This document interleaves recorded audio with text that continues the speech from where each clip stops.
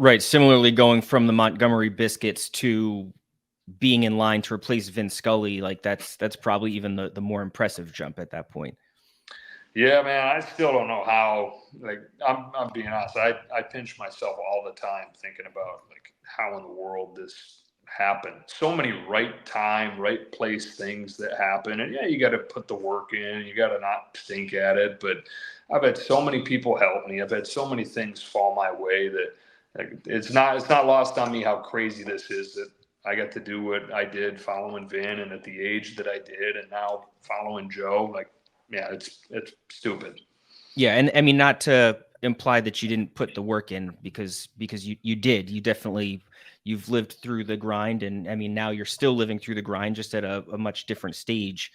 But like you think of the time that Wayne Randazzo had to put in the minor leagues, and then hosting pre and post game shows in Yeah, Chicago and New York, and then before getting to the Angels. And like, I would consider Wayne's rise rather quick as well, yeah, but just, 2 or 3 years from the Montgomery Biscuits to replacing Vin Scully, that's a different level of rise. yeah. It sure was, man. I think when the Dodgers first, and by the way, Wayne is one of my best friends. I don't know Yeah. if you know, Wayne and I were in each Yep. other, and I think he's one of the best guys out there doing it. I when the Dodgers first called, I had done 4 Major League Baseball games total.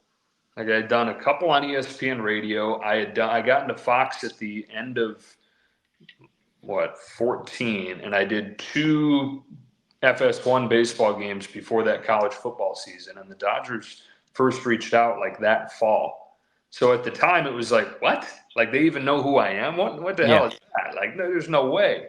So it's a great one of those examples of like just crazy luck. And again, like, yeah, I worked hard at it, but I didn't work nearly as hard for as long as a lot of the guys that are just as good and a hell of a lot better than I am. And there are guys that are so good and so deserving that still haven't gotten those chances, Yeah. that are grinding away in the minor leagues 20 years later. So yeah, you got to be good at it, but you have to have stuff time out in your favor. And I continually just luck out. Like I've been so lucky. I joke with people, but I seriously, like, I got to look both ways several times before I cross the street, because I'm due to get drilled by a bus or something.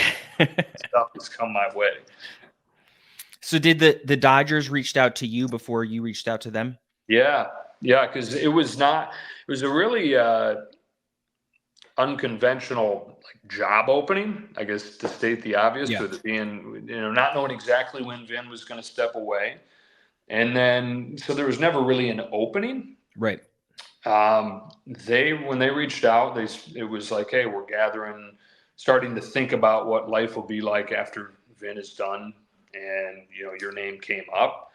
And I remember my agent said, do you have a baseball reel? And I was like, no, not really. I can put one together for you. But yeah, so they reached out. And then when I was in LA for some Fox meetings that winter, I said, you know what, I'm going to swing by Dodger Stadium, introduce myself to the people that are doing this process, and just kind of see what's going on.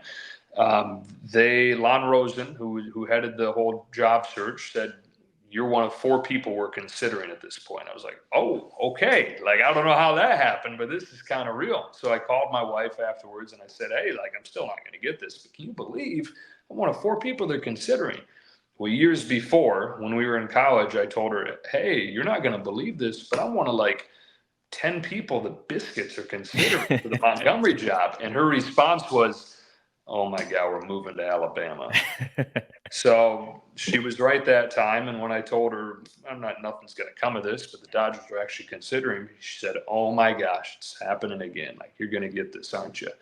And it just worked out where the other few guys that they were talking to, for one reason or another, it didn't make sense. And I think they wanted somebody who wasn't, like, it almost worked in my favor that I didn't have a ton of experience, and I didn't, like, there wasn't an identity wrapped up in another team or even in a network really at that point. I was Yeah. doing low enough level stuff where I could kind of still be their guy, and as different from Vin as you could have, just given the age difference. And yeah, they took a chance on me, and Lon Rosen is the guy that headed that whole thing.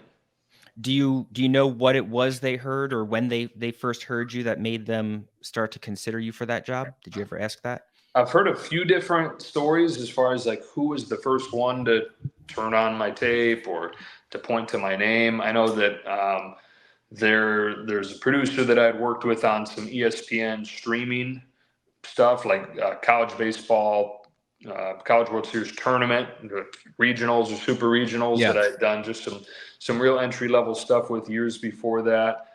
A guy that he knew that worked at Sportsnet LA, and Brad Zager might have had something to do with it too, even before I was on Fox's radar, or I was already at Fox, so Brad knew about it through like it's all like everybody out here in LA, I guess, kind of a fishbowl of these executives, and I don't know who brought my name up first, but I just know that I lucked out that somebody did.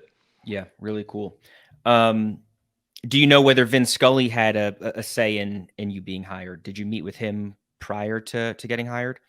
I didn't meet with him before. I don't know that from what I understand, they showed him my tape, but he was at a point where, and I think it was always the case, where he was kind of hands off when it came to stuff like that.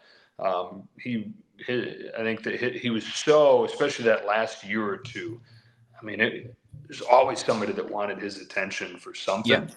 And I think that it was more just, yeah, this like sound, if you think this is the guy, sounds good to me.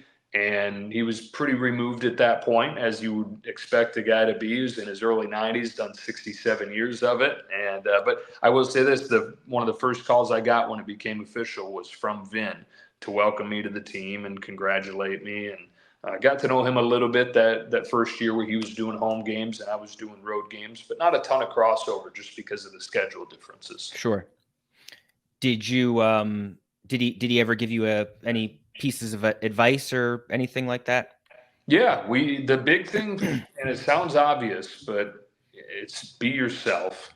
And he said it's the same advice that Red Barber gave him in 1950 when he took over next to Red in the Brooklyn Dodger booth. And it seems obvious, like, yeah, okay, be yourself, of course. But I think that the human nature is to try and mimic people who you like, and especially in this situation, maybe to try and be the guy who you're trying to follow. Right.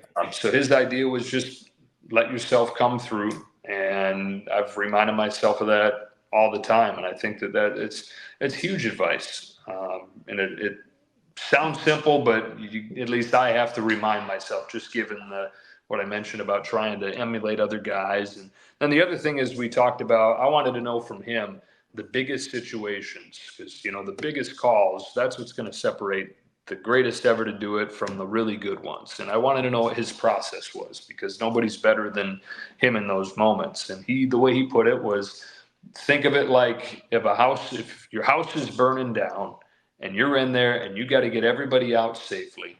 If you're breathing heavy and you're hyperventilating and going crazy, you're probably not getting everybody out of that house safely. But if you were calm and measured and taking a deep breath, everybody's going to be just fine. And he said, think of the big moments that same way. Take a breath, breathe your way through it, and you're going to be just fine. Yeah, it's a unique way of putting it. Yeah, for sure.